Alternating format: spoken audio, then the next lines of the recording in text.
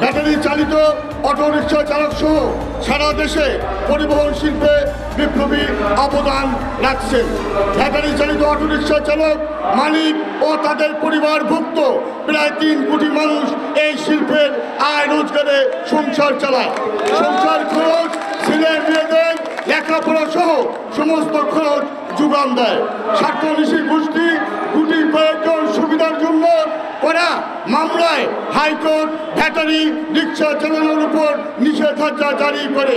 হাইকোর্টের এই রায়ের বিক্ষুব্ধ হয়ে ব্যাটারি চালিত রিক্সার উপর নির্ভরশীল মানুষের আন্দোলন, ঢাকা রাস্তায় অবরোধ, রেলপথ, রাজপথ অবরোধ, সমাবেশ সহ প্রতিবাদী প্রতিরোধ বিক্ষোভ সংগঠিত হয়।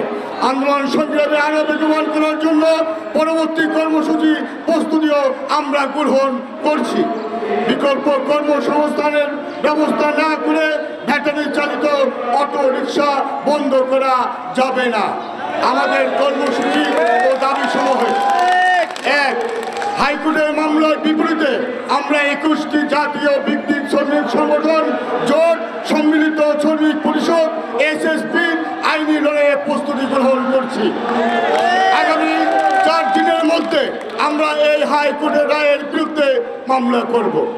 সারা দেশে ব্যাটারি চালিত অটো রিক্সা শ্রমিকদের ঐক্যবদ্ধ করে 1 ডিসেম্বর থেকে বৃহত্তম আন্দোলন কর্মসূচি গ্রহণ করা হবে। প্রিয় সাংবাদিক বন্ধুগণ, আমরা বিশ্বস্ত সূত্রে জানতে পারলাম অন্তর্বর্তীকালীন সরকারের পদায়ন হয়েছে।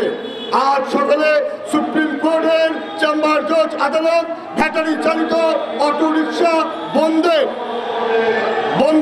হাইকোর্টের রায়ের উপর স্থগিত আদেশ জারি করেছেন। আমরা বৈষম্যবিরোধী ছাত্র শ্রমিক জনতার গণ অভ্যুত্থানে গঠিত অন্তর্বর্তীকালীন সরকারের বৈষম্যহীন নীতির পক্ষে সরকারের উদ্যোগ ও এই আদেশ স্থগিত হওয়ায় আমরা আনন্দিত এবং সরকারকে ধন্যবাদ জানাচ্ছি।